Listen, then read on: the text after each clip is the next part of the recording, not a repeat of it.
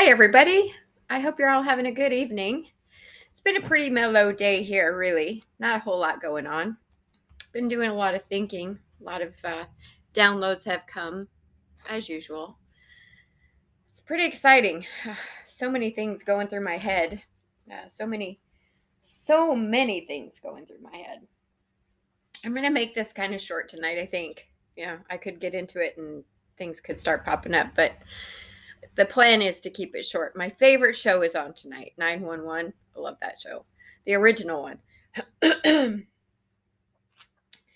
So I have heard that somebody says this a lot. There's a method to my madness. That's something somebody says a lot.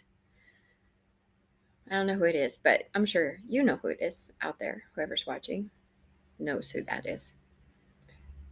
Um, I'm being urged to say I have gangsta ancestors. They be gangsta, and I think they are. I think y'all know that now too. Um, so there is a bank teller in town that knew my doppelganger was not me. Knew she was using my ID and let her do the things that she was doing. There's a bank teller, and I believe it was at a credit union, a community credit union. This bank teller knew what she was doing, what my doppelganger was doing. Shame on you, whoever you are, Missy. Shame on you. I'm assuming it's a girl. It's kind of the feeling I'm getting is it's a girl that let her use my ID, and she stole funds from the foundation, but she's also stealing money from a special needs child. Yeah, how low is that? Let's see. Mm, Someone is selling pills, and they get someone to sell these pills out of town. Yesterday, I had made mention to something about drugs being tainted. I believe what's happening is that they're tainting these drugs to get people more addicted so that these people keep coming back to this person for more drugs. It's kind of their way of keeping them, keeping their business going.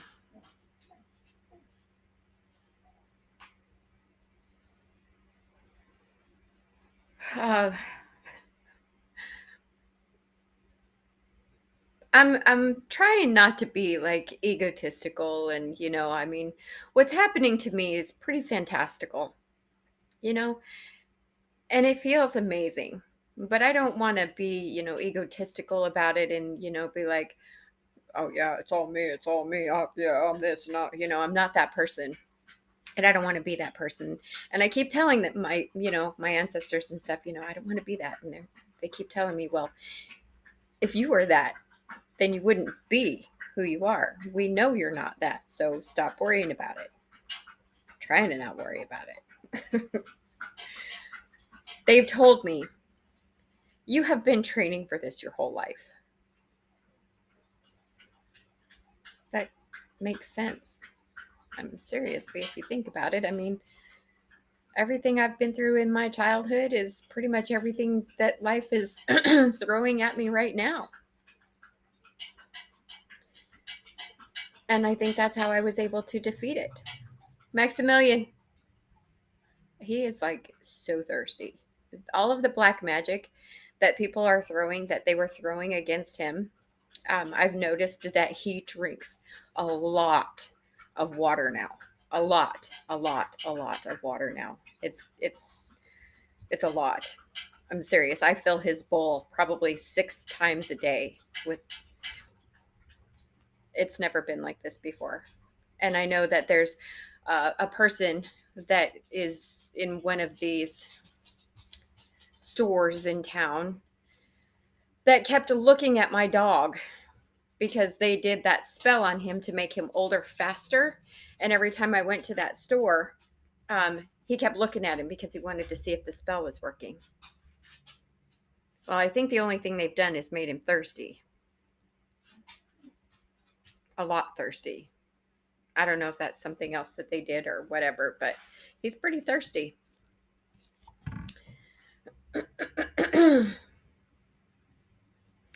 So I have a cousin, a female cousin, and her name starts with an R. I think you're watching. I think you're watching me. And I think that you hold a key. I think you saw something. I think you saw the ritual. I think you saw the blood ritual that was done to me when I was 8. I think you walked in on it. I'm pretty sure it was you. I remember a situation where I was in a bedroom and mother was in there. There was somebody else, and I don't remember who that somebody else was, but I think that was the priest. And I remember you walking in, and I remember people getting really mad that you walked in. And then when I came out, you just didn't look right. And I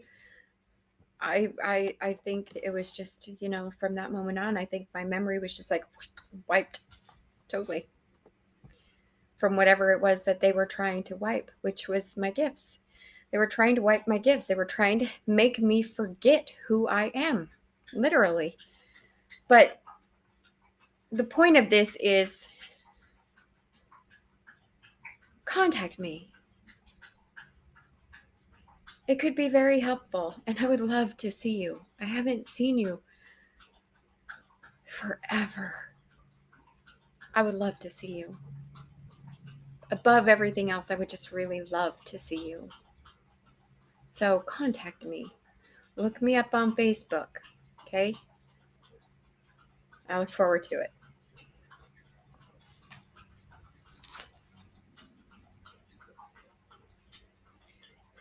Oh, so there's a lawyer that I mentioned in well, not my hometown, but where I moved here from. There's a lawyer there that knows everything that my mom and my brother were doing. Everything. He knows. Maximilian, buddy, chill for just a minute, honey. He knows everything. And I don't think he's going to be their lawyer anymore. I think he's backing out. I think he decided that there was no way he wanted a part of that they are a huge liability. I'm glad that you found your senses, sir. Thank you. I hope you can help me. I have a male cousin out here somewhere. I know exactly who this is. A drug addict, and kills people in the family for money. My uncle. I don't know if he was buried or if he was cremated, but if he was buried, that might need to be looked at. I told you I've been surrounded by murderers, pedophiles, my whole life. And I tell people stories. When I was younger, I would tell people stories, and I would tell them, and they would look at me like I was making stuff up. They would, seriously. People would look at me like I was making stuff up. That how could this happen? How can all of this stuff happen to one person? Last year you were telling me this crazy story. Now this year you're telling me this crazy story. How, come on. Y'all, I wasn't kidding. I really wasn't kidding. Weird crap has been happening to me my entire life. And if you look at my mother and her mental state, and now you know why. She was like strategically literally trying to drive me crazy. She was strategically setting me up to be killed, to be harmed. It was a constant thing my whole life. I always felt targeted, and I never understood why. Even when there was nothing happening, I still felt like I was being targeted. I was never able to just, you know, just live and not feel like I had to do one of those everywhere I went. I was always looking over my shoulder, wondering what was going to happen next. I don't have to live like that anymore. Thank you, God. I don't have to live like that anymore. Oh, here's itching. I'm learning so many things, people. I am learning so many things. Synchronicities are huge, huge. You know, like the ear itch thing. I'll teach you all about it as it goes. When all of this calms down, there's so much stuff I want to teach you all to help you get into your consciousness. It's really a really wonderful place to be, and we have so much power. Y'all, we have so much power inside of us. You have no idea. You have no idea how powerful we are individually. And if we could pull that all together and really become one here, thinking, love and caring, and obviously the world's never going to be perfect, but the more people we have in that space, in that headspace, being present and putting that out there into the world and into the universe and into each other, the better this place is going to be. It's going to start flourishing again. Our water is going to start getting better.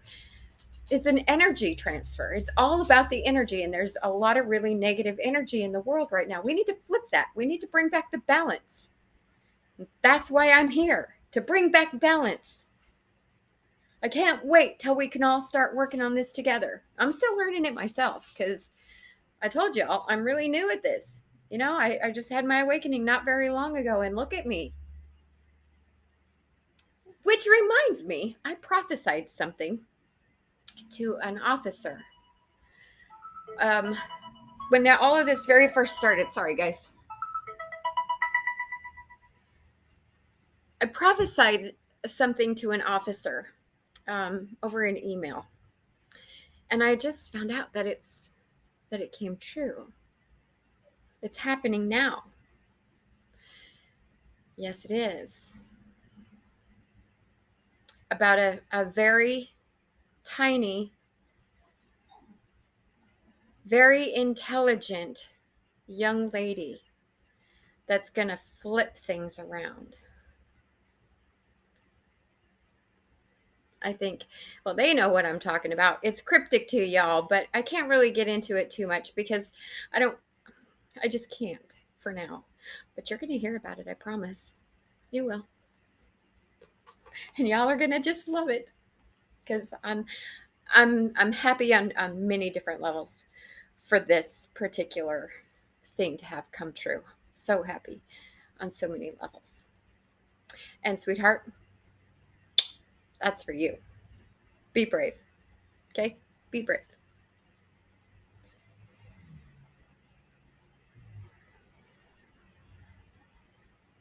So I've gotten a lot of names.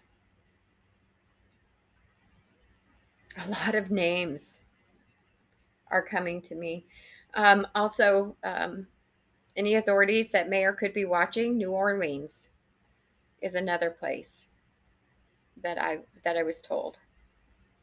The rapper came up again. That rapper.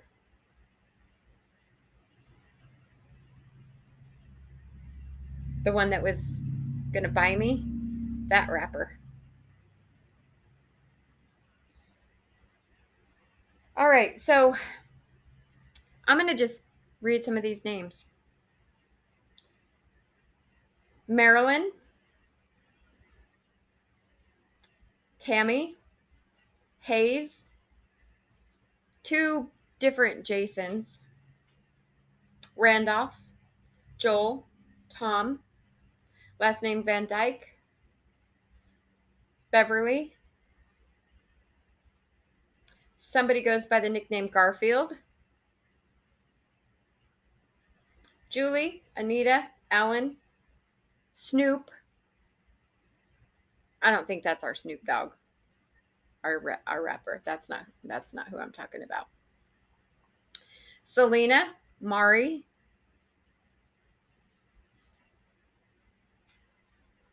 Farah, and Geneva. All of those names, for some reason, resonate with me.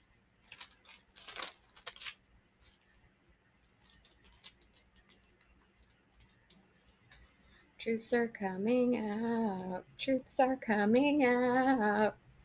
Neener, neener, neener. That's my little girl. Uh, so when I mentioned, my brother leaving for one summer and coming back and it not being him, I was thinking that he was dead. I was thinking that he was dead.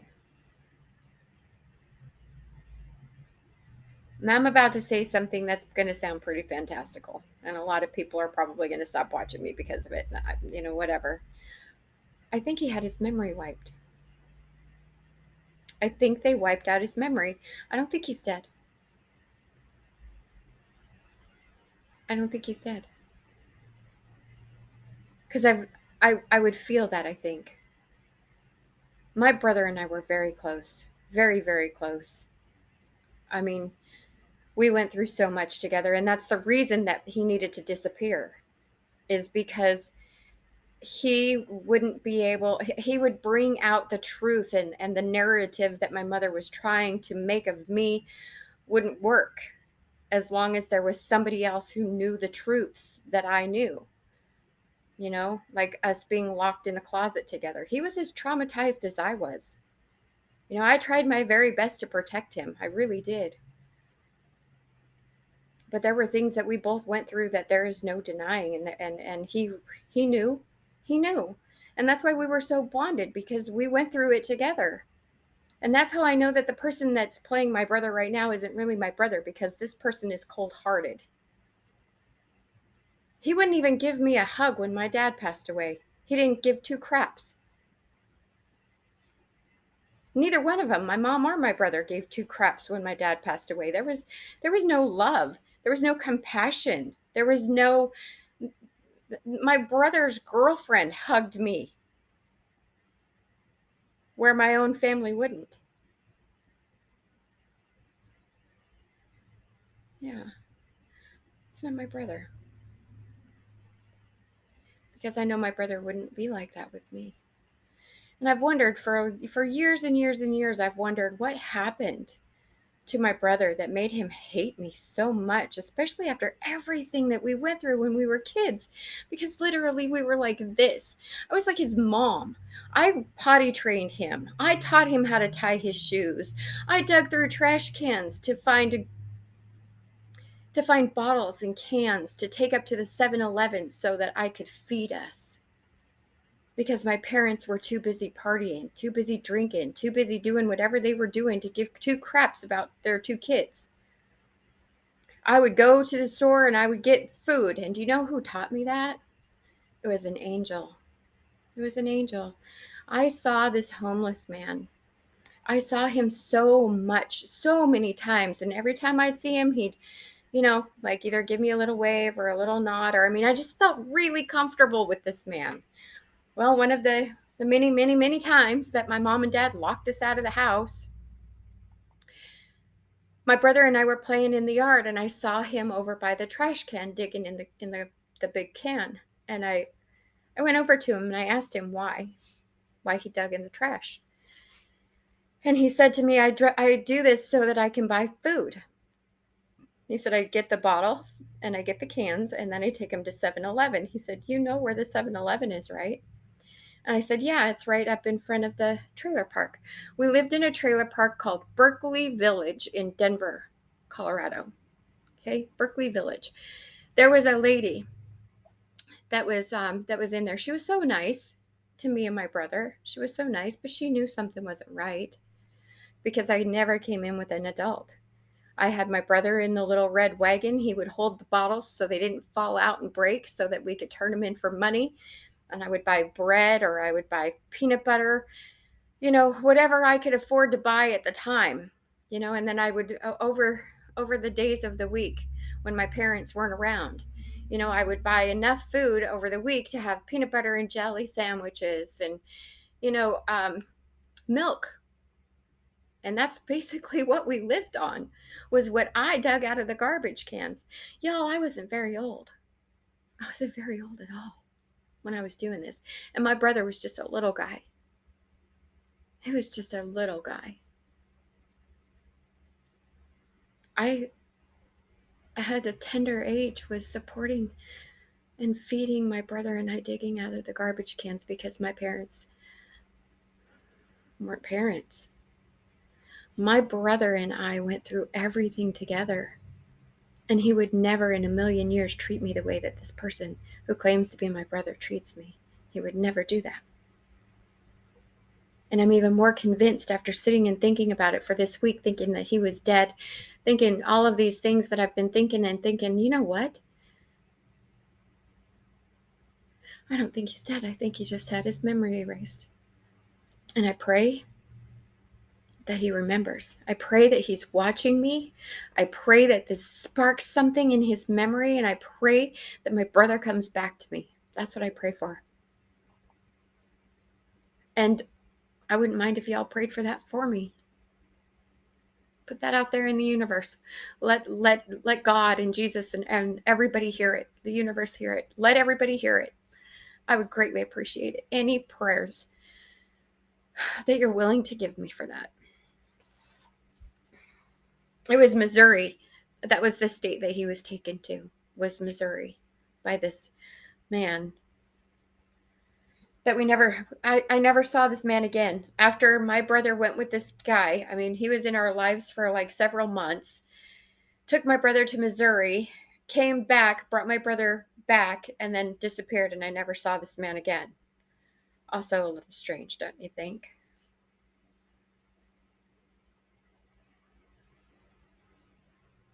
So, the blood ritual that was done to me when I was 8, obviously they don't have my blood, so they can't do the kind of blood ritual that they did, but they're still doing a blood ritual.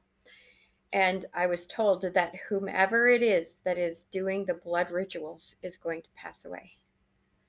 That's what I was told. So apparently my ex had owed some people some money. And that was the whole reason behind why he accepted the whole thing of, killing me, taking me out, was because he owed people money. And he used the money that he got for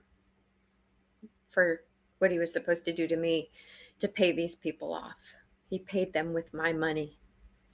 That was my money that he used to pay off his debts, to do harm to me. It's pretty convoluted, isn't it? It's kind of crazy. This whole thing has been crazy, but I've gotten so much out of it. I've learned so much, and there's so much more to learn, and I'm excited. And I really hope y'all stick around and learn with me, because this is pretty exciting.